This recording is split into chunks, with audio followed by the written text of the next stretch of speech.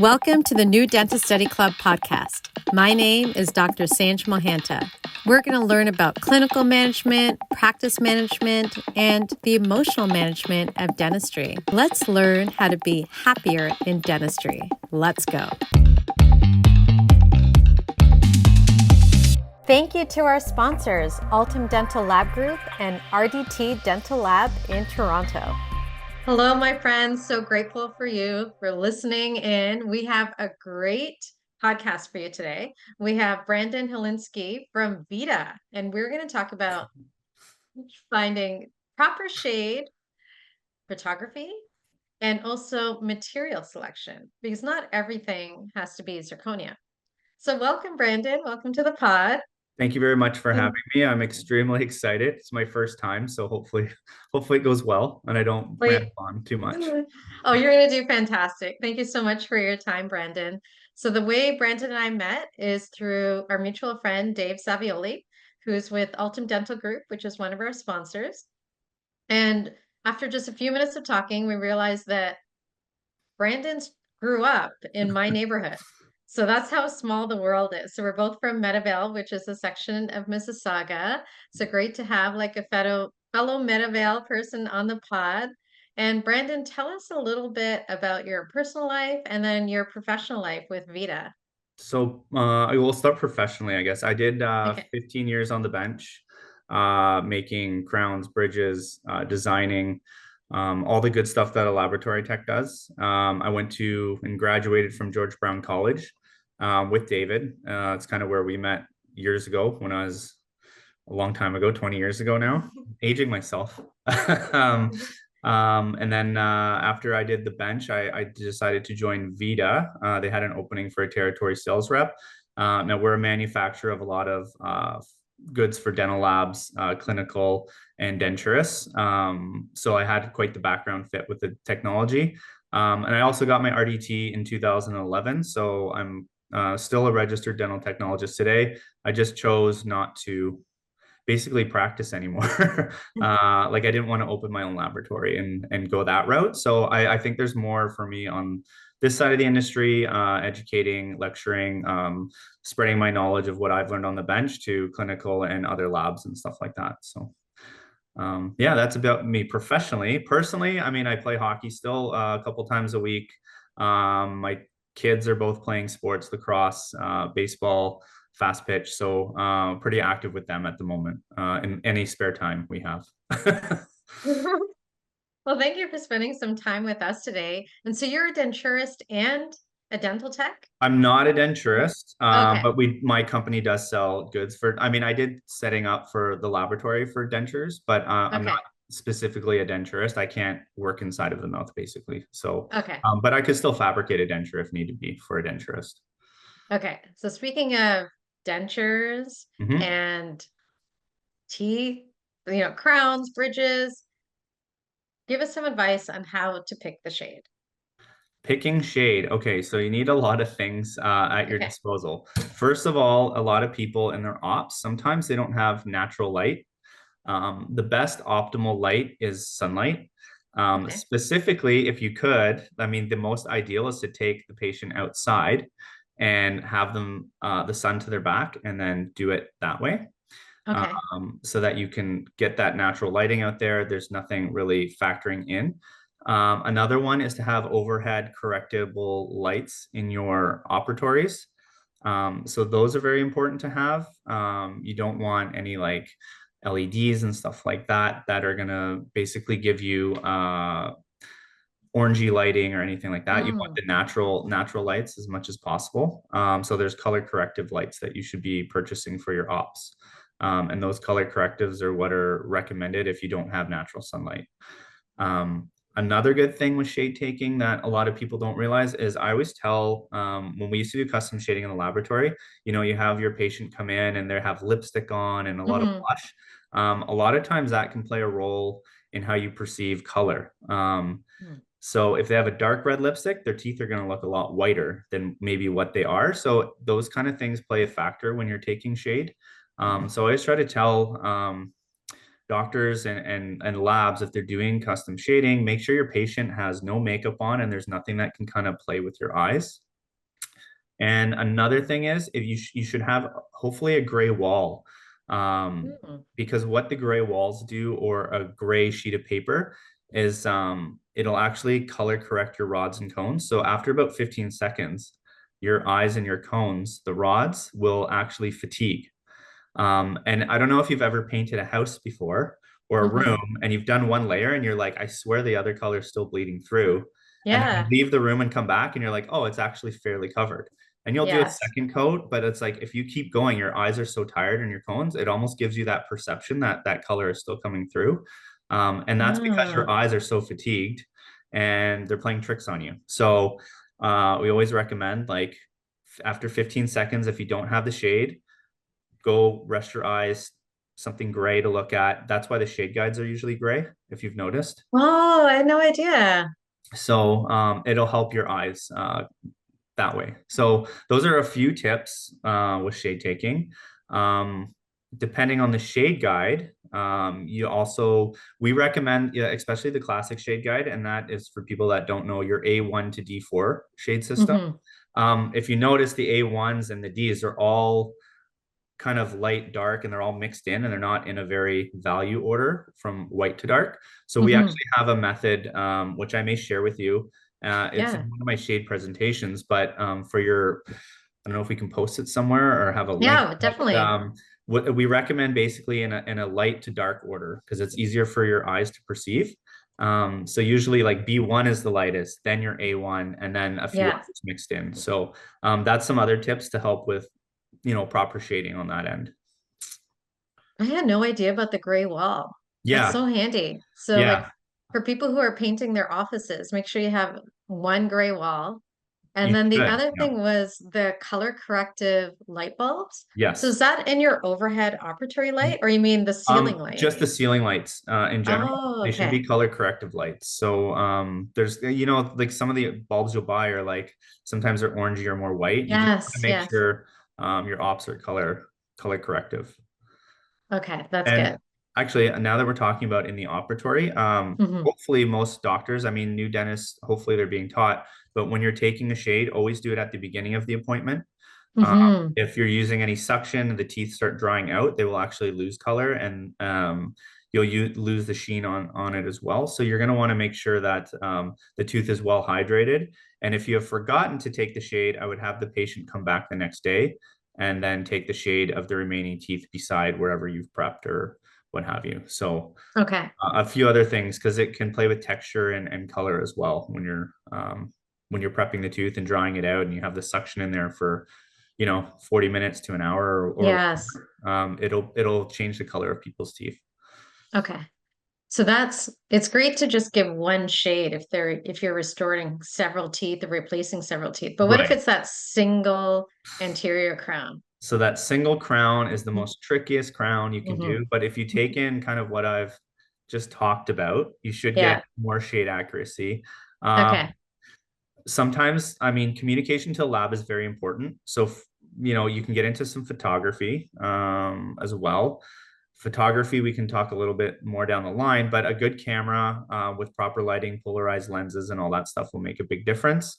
Um, Also, if you usually like the cervical, middle, incisal. So we'll always say, usually the cervical is darker.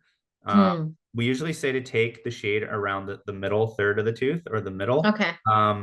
That's where you're going to get your more accuracy. If you can kind of give the lab the cervical, middle, and incisal, that's even more information for them. So that's great. Usually aim for the middle third of the tooth. That's where I would recommend getting your shade from.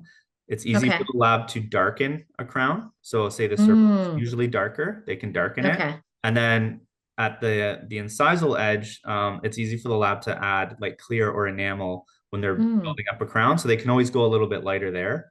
But when you're picking the overall shade, value is the most important part. So getting that white to dark in the Okay. color spectrum is the most important. It's 80% of taking shade. Oh, wow. And you're speaking about photography. Have you heard, like, I heard this recently that, like, take the picture and convert it to black and white Yes, you to can do get, that. Yep. Yep. oh, good. So that's a Yep. better way to get your value? You can, yes. So polarized lens. So actually, this will take me into kind of the 3D shade guide that VITA offers. Okay, go So ahead. the 3D shade guide is a value order of 0 to 5. So that is basically white to dark, which is what you were just talking about with like your Mm, polarized lens. And if you were to take a polarized lens and take a picture of all the two, so there's about 6 different colors or 8 different colors in that two range. Under a black and white photo, they all look the same color. mm. So 80% again of shade taking is value. And that's kind of how the 3D shade guide is basically made is you have your patient, you pull up your M tabs on your 3D shade guide, find which value they're under. So really you're just using 5 tabs and it's pretty simple. You can say, okay, are they under 2, 3, 4? What are they closest to? And then as soon as you find that value range, that's when you go to those tabs. And then they're saturated by chroma from top to bottom. And then to the right and left is L is lemon, M is mandarin, and R is Mm. red. So a little bit darker is usually reddish. If they're lighter, they're more on the lemon or yellow side. So the shade guide is extremely accurate. It's actually more accurate than the classic shade guide. Um, Oh, which okay. yeah, which will bring me to kind of my next point is that classic shade guide for everybody listening. Mm. It's fantastic. It was VITA made that shade guide in 1939. So Wow. it is almost 100 years old, but it was very arbitrary where Dr. Hillenbrand took 1,000 people in a local village and kind of made that shade guide. He said, okay, most people are here, here, and here. There was no scientific method to that, right? But it is industry standard, and 98% of all your dental ops in the world have the VITA shade guide. And that's what we're communicating. VITA, since in the 80s or early 90s, came up with the 3D shade system, which is actually there's a little space in the color Monsieur wheel where tooth shade lies. Mm. And for the Monsieur wheel, so people don't know, any paint color that you've picked from Home Depot is in that Yeah. color wheel. So shade Okay. space is in a little tiny area there. And the 3D shade guide is actually evenly spread out through that shade space, giving you more shade accuracy when picking a shade. Yeah, no idea. And I didn't know about the LMR. Yeah, Lemon, mandarin, red. red. Yeah. Gosh. So hopefully like that's a little shade education. But I mean, these are things that I mean, shade is not taught in any school, really. There's three out Yes. of 112, I think, in the world. Last time we checked, like VITA did a study, 3 universities or colleges were teaching shade in some capacity, and the rest are not. So it's not something like people just grab it and go, "Oh, he's close to here," right? Like that's Yeah. it's not like it's being taught.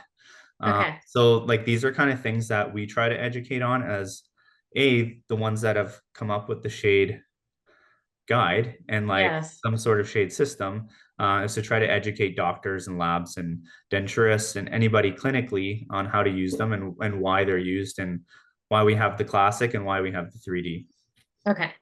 And can you quickly go over the difference between value, chroma, hue, and what order we should look at those? Yes, so value is going to be first. That's 80% of your shade. So that'll be again white to dark. And it's Okay. you were to look under those under a polarized lens, all the ones are the same color, all the twos, all the threes, fours. Okay. I mean, OM1 is going to be your lightest, which is I like to say toilet bowl white. Yes. nobody, It's nobody, what the patients want. nobody. I know nobody naturally has those colors. I haven't seen one patient in like 20 years that was a natural on one, but I mean, they are available for that Hollywood smile, right? Like Hmm. there's some patients that really want it. I would at least talk them into an OM3, which Okay. has got a little bit of chroma and a tiny bit of yellow in it, or an A1, right? Or 1M1, somewhere along Okay. there if you're doing the 3D shades. Try to stay away from the bleed shades if you can. I mean, if you're doing a full mouth and the patient is absolutely stuck on it, Yeah. you can, I mean, they're going to pay for it. So you just tell them straight up, like, listen, you might not like it. And we Yes. have to remake it, then this is how much it'll be, right? So, Yeah. Exactly. That's a good point. That's what we should say because they're so adamant that they want A1s and B1s. And I've it's really had hard to talk them out of it. I've had a lot of when I was on the lab side, custom shades come in and we're like, that's too bright. Like you're not gonna, and sure enough, like they came back and they're like, yeah, it's too white. Oh, But we set them up for that. So they knew that there would be a charge. because it's not free to get, teeth Yes. made. It's a lot of hours that Yes. people don't realize go into it, right? So next would be your chroma. So chroma is Okay. like saturation of color. So the example I like to use, because I like a nice red wine on a Friday night, is Hmm. if you had a nice dark red wine and you were to dilute that with water and it started turning red, that's Yes. chroma and saturation of color. So adding the water changes the saturation or the chroma effect of that. So that goes from like a Okay. dark to a light, and that's how the chroma is on the shade guide. So if you look at the top, it's usually lighter, and then as you go right or left, those are your hues. But as you go down, that's your chroma saturation. You'll see the chroma gets darker as you move down to those value tabs, especially on the 3D shade guide. Um, there's not really value tabs on the classic shade guide, which I was explaining at the beginning of the podcast is why we Hmm. recommend setting up from like B1 to A1 and going light to dark. Okay. Gives you kind Okay. of value order, um, but scientifically, there's not really one for that shade guide. And then obviously the last thing you'd pick is your color. So your hues. So your lemon, mandarin red. Okay. Okay. On the 3D Yeah, shade that's guide. good. Yeah. Thank you. So value, chroma, then hue. Value, chroma, hue. Okay. Those are your Now, three standard shade taking. so for anterior crowns, especially single crowns, I would send the patient to the lab for custom Right. shading. But some people live in areas where the lab is far away or the patient's unable to get there.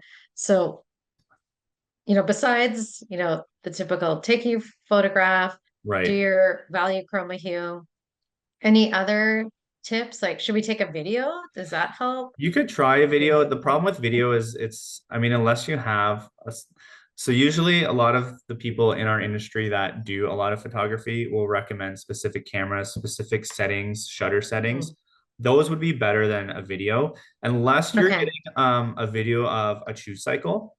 Okay. Chew cycle, I mean, it's not really going to help with shade, but it'll give the lab an opportunity to see if they're canted. If they Okay. have a big circular chew motion, that'll helps with setting up dentures and even doing Okay. span bridges. So a video can be helpful in that sense when setting up teeth, but for shade, not so much. I would stick mostly to a picture. Okay. There are a lot of photography courses that are offered.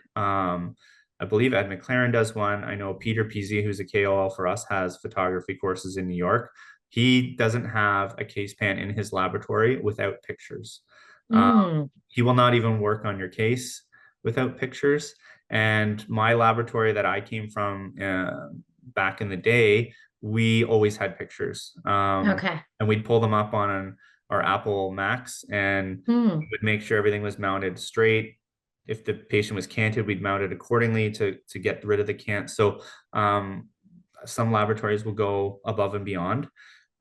So I would always say take a photography course, invest in it, because shade communication is honestly the most important. If you don't have the right shade, it's going to be a remake, right? So, Yes. and that's your chair time.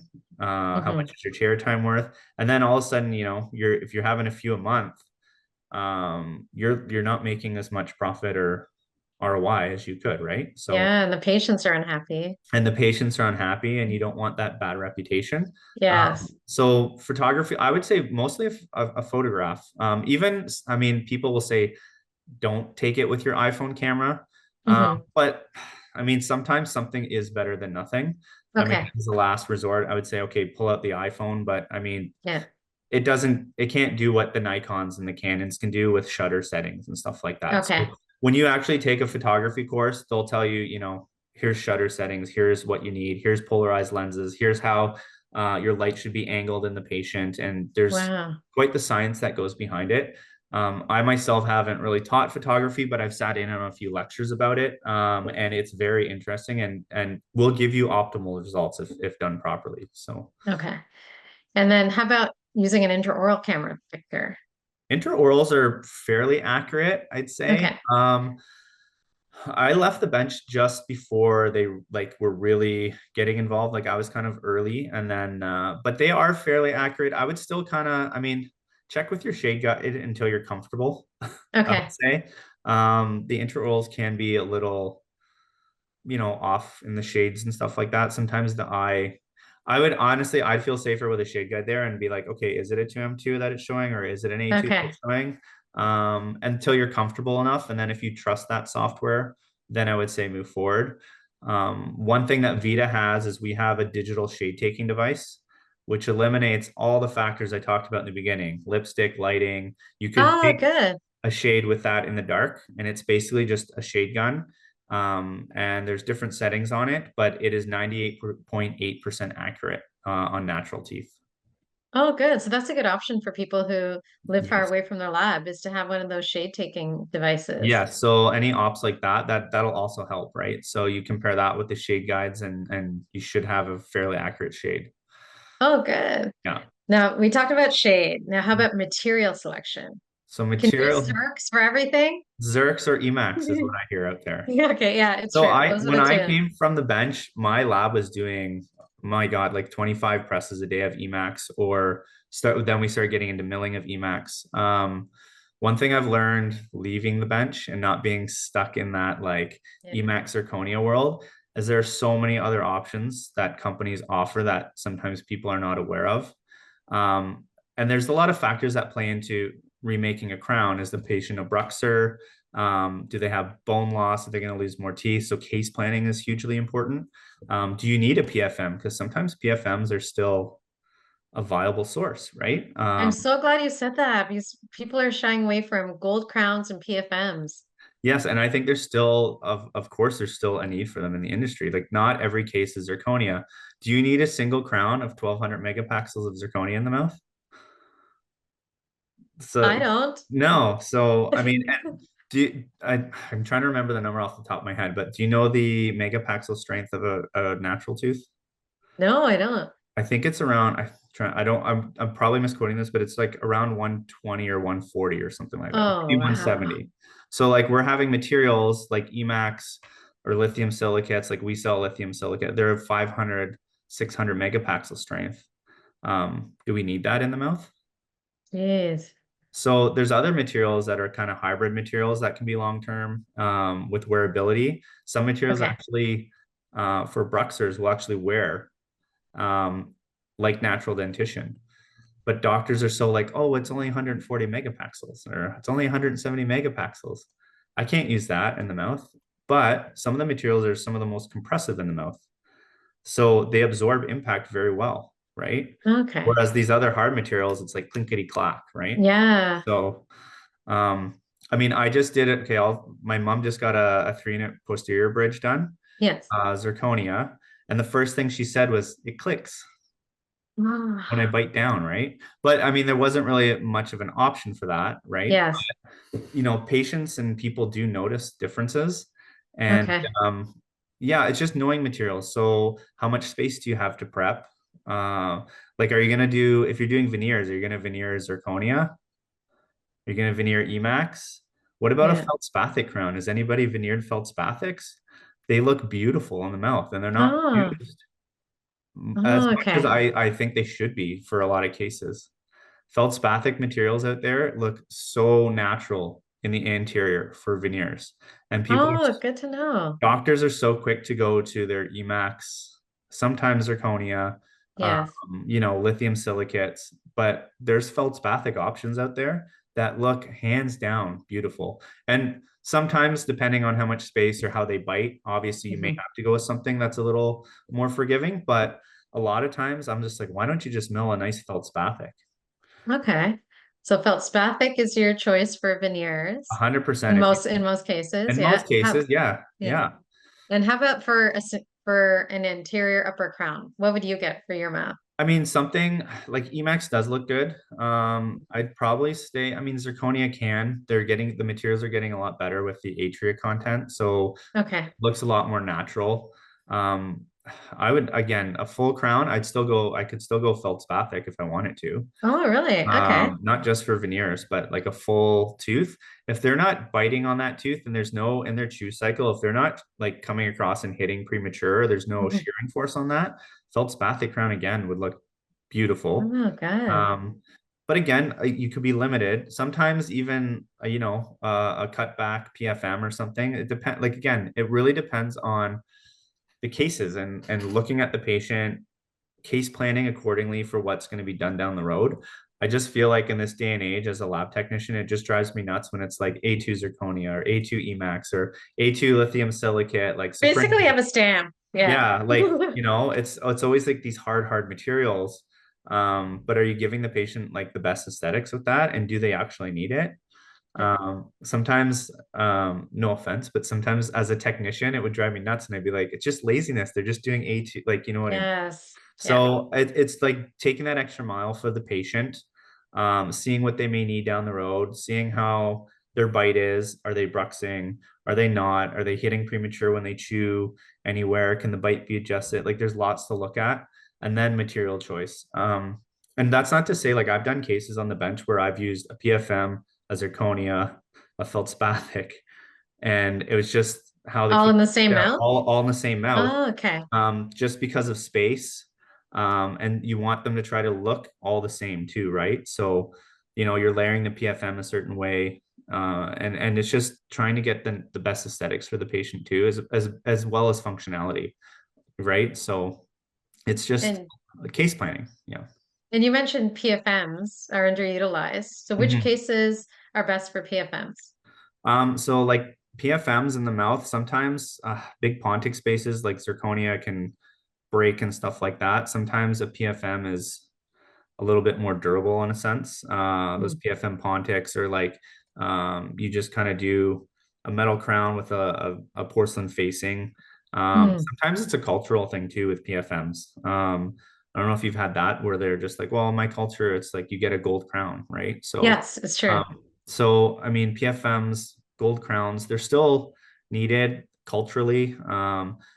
Minimal space sometimes. Sometimes gold's the best. I still think Yeah. it's one of a great material, right? For that, it actually wears too a little bit, like those high end golds. I mean, now with the price, it's Yes. a little bit. I mean, when I was doing it 15 years ago, gold wasn't as expensive as now, but Hmm. there's other like palladiums and like mixed golds and stuff you can get, but usually it's a space factor. How long is the Okay. bridge? Are you doing a modified ridge lap? Like how much tissue is left, stuff like that. Those are all things to consider with kind of PFMs.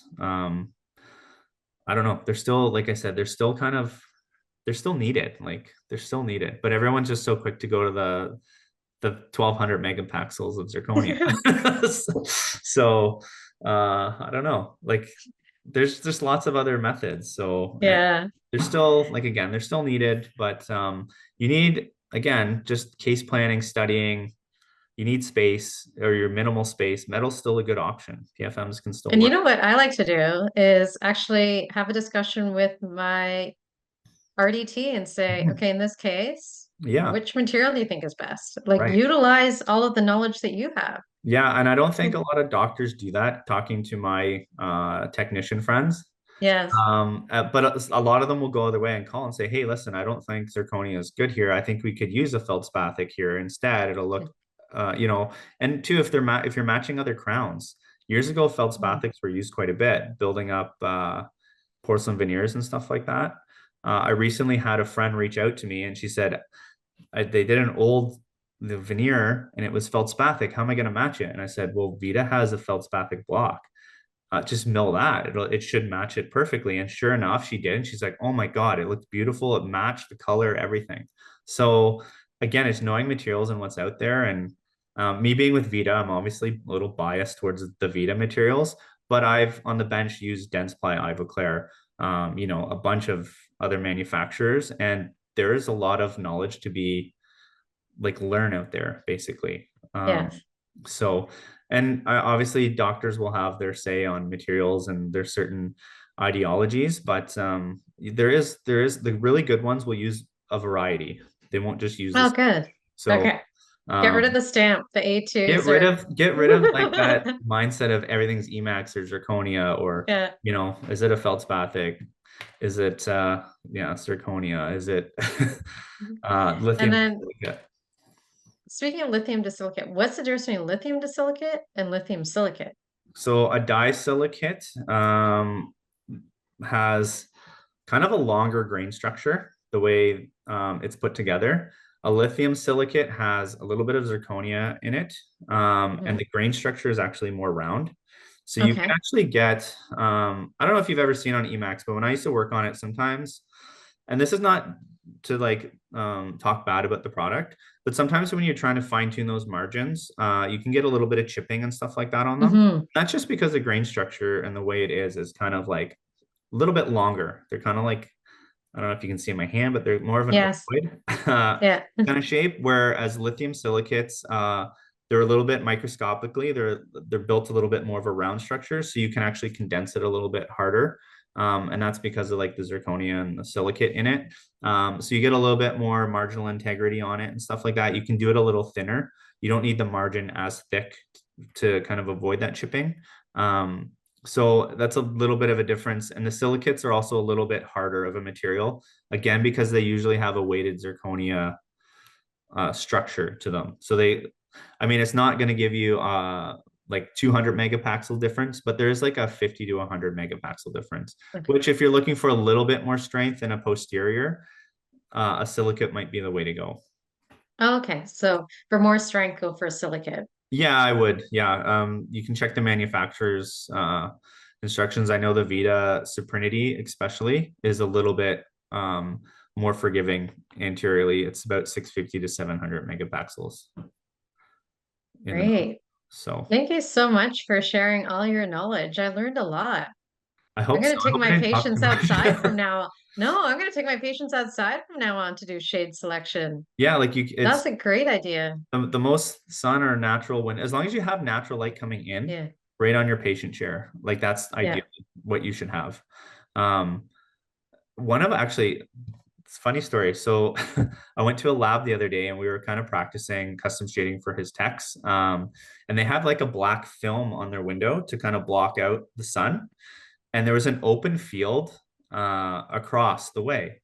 So with that black and the open field, like the greenery coming in, Yeah. it actually changed our perception of shade quite heavily. Oh, It was kind of like, so then we're like, oh, and then we turned the chair around so that it was the patient was behind it and there was no light kind of flashing on them, and used the natural okay. lighting in the room, and it made a big difference on the shade taking, almost by two Wow. shades. Oh, that's a huge difference. Yeah. So, I mean, that's just as much natural as you can. Make sure your windows don't have like any like the blackout, like like your Yes. windows do. Because Okay. that stuff plays a factor, right? So yeah, That's natural good. light. That's so important in office design. You gave a lot of great tips. Yeah, And hopefully. you gave so many great tips that we're going to have less remakes I hope and so. happier patients. That So thank you very much, Brandon. So how can the audience get in touch with you? So I have my email, so is bhlynsky. So I'll spell that out, Hlynsky at vitanorthamerica.com. So they can contact me that way. And I'm pretty responsive to emails. I also do have an Instagram account that is bhlynsky at Vita North America as well. So you can find me there. I post a lot of ops and a lot of denturous, a lot of lab-based and clinical information. And then obviously I also do post products related to Vita, shade guides, clinical products, Suprinity and stuff like that. So take a look at the Instagram. I also post cases daily using some Vita teeth, feldspathic materials, Suprinity. So if you're ever interested in seeing what some other options look like in the mouth, you can usually find them on my Instagram stories. Oh, thank you so much, Brandon. So thank you so much for your time. Really appreciate it. Hope you have a wonderful summer with your kids and all their sports. Yeah. And uh, and thanks again for sharing your knowledge. And I'm going to check you out on Instagram. That's a definite. Thank you so Th- much. And thank you to all our friends for listening. Stay tuned. Bye. This podcast is sponsored by RDT Dental Laboratory, your full-service dental lab in Toronto. RDT Dental Lab will help you grow your practice through education, predictable restorations, and high attention to your clinical needs and patient experience. Check them out at rdtdentallab.com. Thank you for listening to the New Dentist Study Club podcast. Listen to us on Spotify, watch us on YouTube, share and subscribe, and follow us on Instagram at New Dentist Study Club.